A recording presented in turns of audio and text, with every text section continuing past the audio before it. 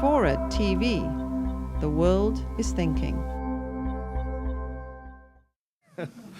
Well, the relationship with Dick Cheney and who is Dick Cheney was the question.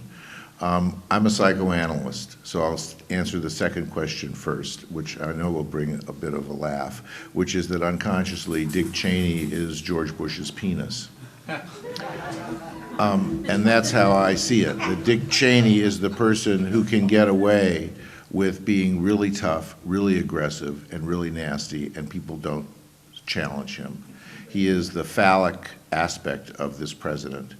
I think that his relationship with Dick Cheney is based on that. I think that he relies on Dick Cheney to be aggressive and be tough and uses him for that purpose.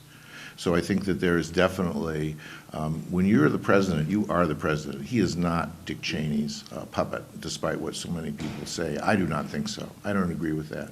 If he's at all of a puppet, he's a puppet who chose his puppeteer. I mean, I really think that he's not a puppet. I think he's in charge of what happens. So his relationship with Dick Cheney is that Dick Cheney is really the public Darth Vader kind of person who can really just be comfortable being mean and nasty. The difference between Dick Cheney and George Bush that I think we did not talk about tonight is that George Bush is cruel and Dick Cheney is just mean.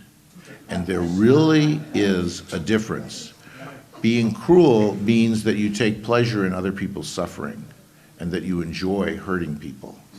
I think Dick Cheney is just mean and nasty, but he's not cruel in that sense. George Bush likes to inflict suffering, and that's not just an accident about the frogs and the attacks. When he was in college at Yale, he was the pledge master at the fraternity, and he used to take coat hangers, heat them up, and brand the buttocks of the pledges, naked boys who were 18, every one of them personally, and enjoy the sizzling flesh. That was written up in the New York Times when it was happening, and the only reason, so it's public knowledge, the reason it was written up is because one of the boys, rightfully, complained to his parents, and because George Bush had a famous name by then, his father was had been fairly well known, and certainly his grandfather had been a senator from Connecticut.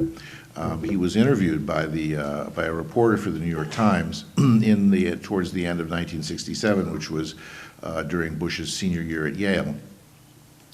And in the interview, Bush said, "I don't know what the big deal is. It's nothing worse than a cigarette burn." That's a very interesting statement. First of all, who goes around burning people with cigarettes?